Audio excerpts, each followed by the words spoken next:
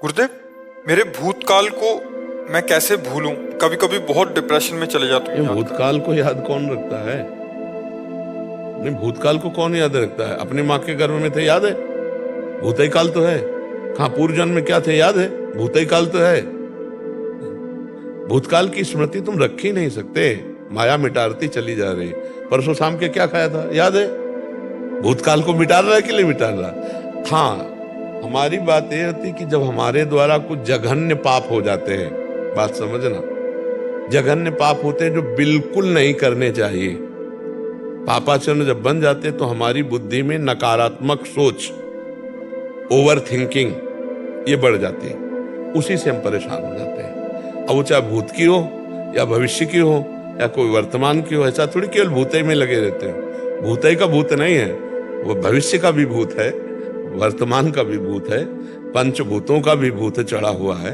नाम जप करो, भगवान का आश्रय लेकर गलत पापाचरण मत करो, सब ठीक हो जाएगा। और भगवान से विमुख है तब लग कुशल न जीव को सपने मन विश्राम। स्वप्न में भी शांति नहीं मिल सकती, जागृत की कौन कहे। भगवान से विमुख पुरुष को कभी शांति नहीं मिल सकती। इसलिए भगवान का आश्रय लो, नाम जप करो।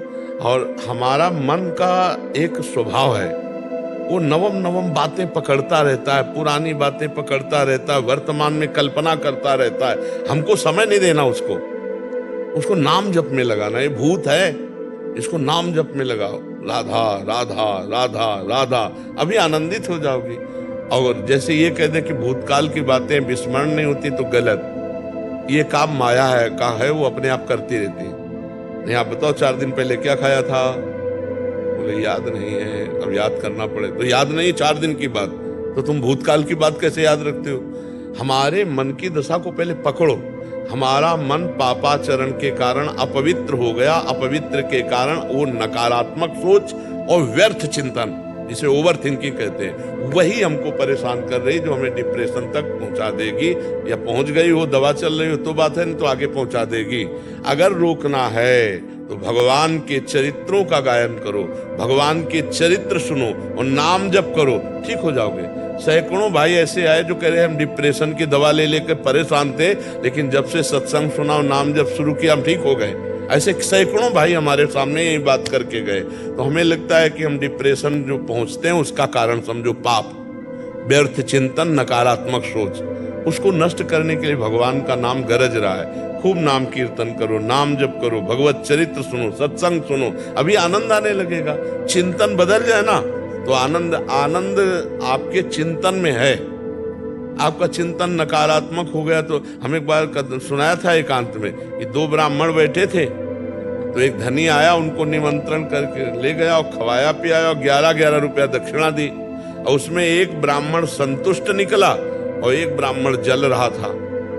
तो पूछा कि भाई आप संतुष्ट क्यों हो, प्रसन्न हो बड़े? तो उनका भाई आज तो भोजन की भी व्यवस्था नहीं थी, भगवान ने भोजन की भी व्यवस्था दी और 11 रुपया दक्षिणा दी।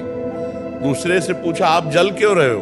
बोले जब आपने कहा निमंत्रण तो हमने सोचा 51 तो देगा ही, तो तुमने 11 दिया, हमारे 40 का घाटा हो गया, इसलिए मैं जल रहा हूं। अब आप बताओ जजमान का दोष है या चिंतन का दोष है? चिंतन का दोष है ना। एक खुश है और एक जल रहा है।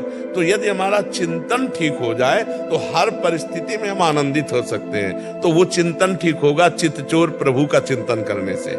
इसलिए नाम जप करो, भगवान के आश्रित रहो और व्यर्थ का चिंतन बंद करो। अगर नाम जप नहीं करोगे तो व्यर्थ का चिंतन होगा और व्यर्थ का चिंतन होगा, परेशान करेगा।